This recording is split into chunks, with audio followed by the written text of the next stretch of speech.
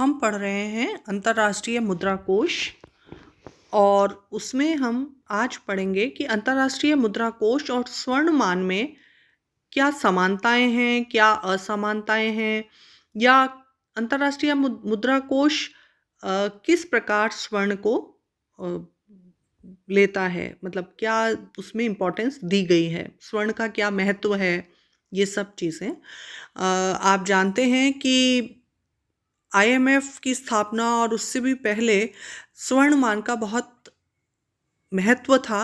और स्वर्ण मान है क्या? स्वर्ण मान के अंतर्गत स्वर्ण को एक विशिष्ट स्थान प्राप्त था, क्योंकि देश की जो मुद्रा है वो स्वर्ण के साथ जुड़ी रहती थी, उसमें उसका मूल्य निर्धारित होता था।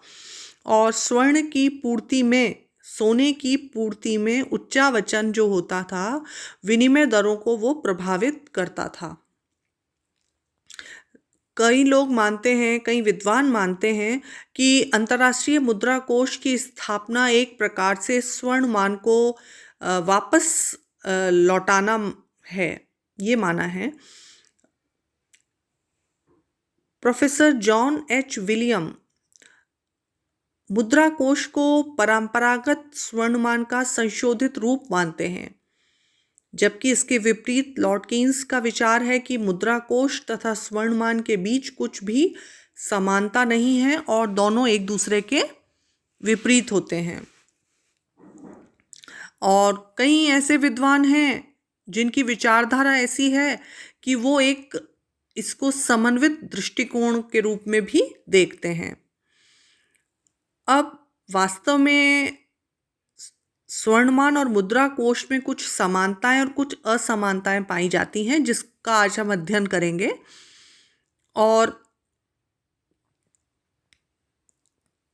एक प्रोफेसर हैं, प्रोफेसर कुरिहारा, उन्होंने ये कहा है कि यह एक मिश्रित मान है जिसमें स्वर्णमान एवं पत्र मुद्रामान दोनों की ही वैकल्पिक व्यवस्था है। मुद्रा कोष पुराने स्वर्णमान का ही स्थानापन्न है। यही नहीं, स्वर्णमान एवं पत्र मुद्रामान दोनों ही वैकल्पिक व्यवस्था हैं। यह एक ऐसी प्रणाली है जिसमें पूर्णतया स्वतंत्र विनिमय दरों एवं व्यापक विनिमय नियंत्रण का सम्मिश्रण पाया जाता है। ठीक है, आज हम पढ़ते हैं अब इसमें समानताएं, मुद्रा कोष एवं स्वर्णमान में समानताएं। पहला है स्वर्ण से संबंध। स्वर्णमान के अंतर्गत देश की मुद्रा प्रत्यक्ष रूप से स्वर्ण से संबंधित होती है और मुद्रा के बाह्य मूल्य को स्वर्ण के रूप में ही व्यक्त किया जाता है। मुद्रा कोष का प्रत्येक सदस्य भी अपनी मुद्रा के मूल्य को स्वयं में ही परिभाषित करता है और इसी के आधार पर उसकी मुद्रा के बाह्य विनिमय मूल्य को निश्चित किया जाता है। फिर है स्वर्ण का महत्व। आईएमएफ में भी स्वर्ण को प्रमुख स्थान दिया गया है।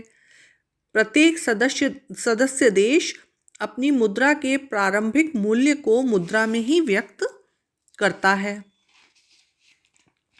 इसी प्रकार प्रत्येक देश अपने कोटे का 25% भाग अथवा अपनी कुल स्वर्ण तथा डॉलर निधि का 10% भाग मुद्रा कोष के पास स्वर्ण के रूप में जमा करता है। इसी प्रकार प्रत्येक सदस्य देश मुद्रा कोष द्वारा निर्धारित कीमतों पर ही स्वर्ण का क्रय विक्रय कर सकता है।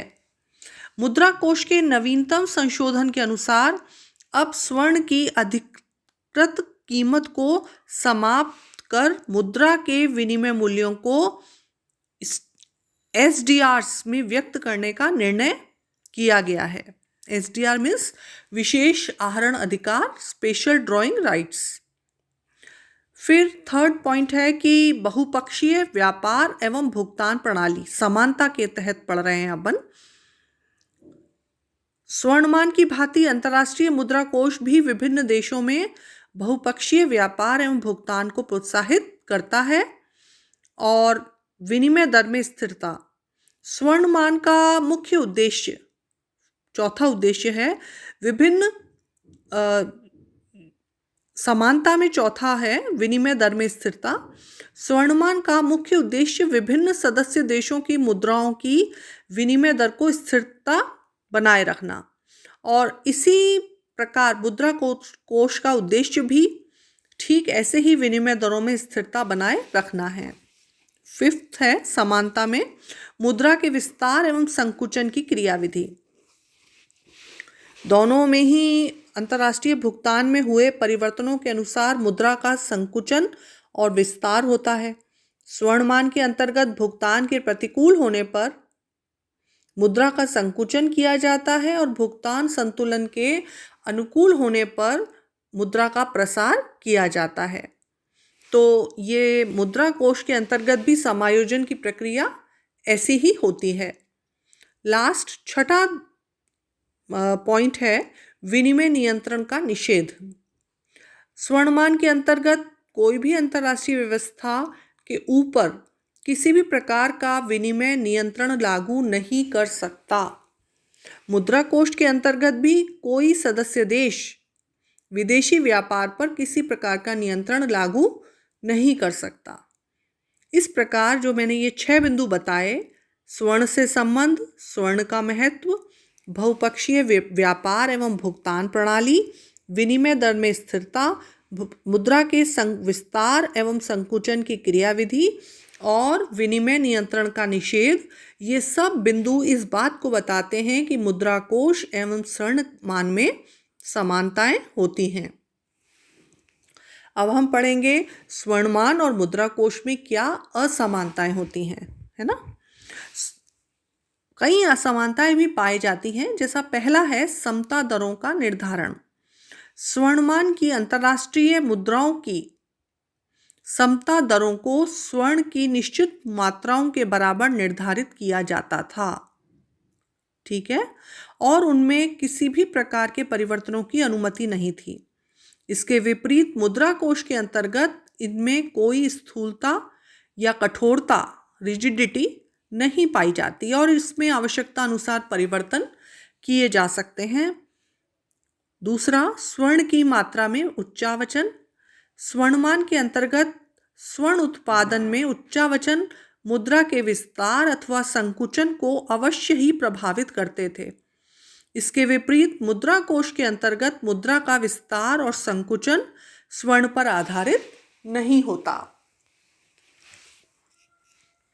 फिर विनिमय दर का निर्धारण।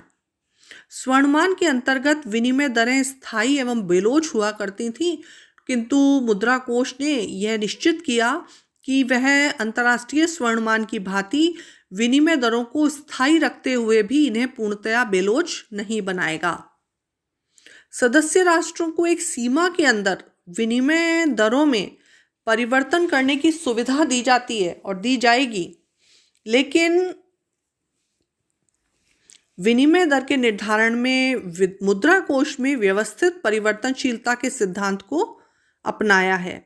स्वर्ण के माध्यम से विभिन्न मुद्राओं के बीच विनिमय की समता दरें तय होती हैं और सदस्य देशों द्वारा स्वर्ण के क्रय विक्रय के लिए समता दरों के से अधिकतम और न्यूनतम सीमाएं तय कर दी जाती हैं। इससे प्रतियोगिता की प्रवृत्ति समाप्त हो जाती है और विनिमय दरों में स्थायित्व आ जाता है। दूसरी ओर प्रत्येक सदस्य देश अपनी घरेलू आर्थिक समस्याओं में परिवर्तन के अनुसार विनिमय दरों में परिवर्तन करने को स्वतंत्र होता है, लेकिन यह परिवर्तन वो निर्धारित सीमाओं के अंतर्गत ही कर सकता है, वरना उसको दंड देना पड़ता है। इसके अलावा मुद्रा कोष के जो समझौता पत्र है उसमें उसके अनुसार किसी भी मुद्रा की समता दर में परिवर्तन का सुझाव तभी माना जा सकता है जबकि मौलिक या आधारभूत असंतुलन की स्थिति उत्पन्न हो गई हो। फोर्थ है मौद्रिक प्रबंध, मॉनेटरी मैनेजमेंट। स्वर्णमान स्वचालित मान था, अपने आप काम करता था स्वर्णमान, और इसके संचालन में किसी प्रकार का सचेत प्रयास नहीं करना पड़ता था। लेकिन अंतर्राष्ट्रीय मुद्रा कोष द्वारा मौद्रिक प्रबंध हेतु सचेत मतलब एक्टिव होके कई प्रयास किए जाते हैं। फिर है 5th पॉइंट, मुद्रा संकुचन, डिफ्लेशन जिसे बोलते हैं। स्वर्णमान के अंतर्गत मुद्रा संतुलन के प्रतिकूल होने पर उस देश को मुद्रा संकुचन का सहारा लेना पड़ता था। किसमें? स्वर्णमान में।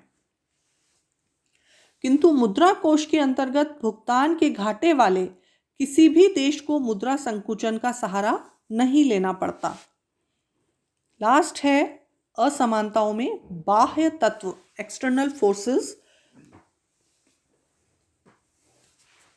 स्वर्णमान के अंतर्गत प्रत्येक देश की आंतरिक आर्थिक स्थिति पर बाह्य तत्वों का प्रभाव पड़ता था, परंतु मुद्रा कोष प्रणाली में ऐसा नहीं होता, क्योंकि प्रत्येक सदस्य देश अपनी आर्थिक नीति अपनाने में पूर्णतया स्वतंत्र होता है, उस पर किसी का दबाव नहीं होता। इस जो अपन ने अभी विश्लेषण किया उससे ये क्लियर है, स्पष्ट है कि स्वर्णमान में अनेक गुण होते हुए भी मुद्रा कोष प्रणाली पूर्ण रूपेण स्वर्णमान नहीं है। ये स्वर्णमान पर की तरह नहीं है। इसमें स्वर्णमान के गुण तो विद्यमान हैं, किंतु यह स्वर्णमान के दोषों से पूर्णतया दूर है, रहित है।